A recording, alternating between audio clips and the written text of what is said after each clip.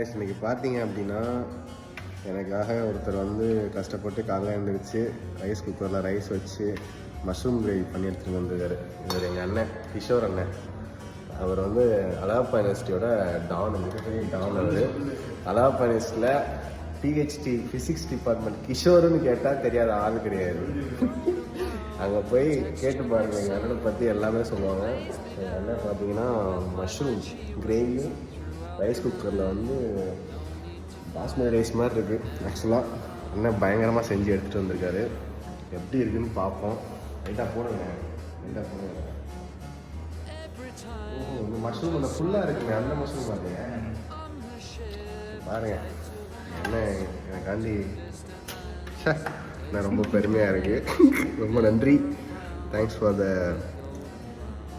Food. ஆமாம்.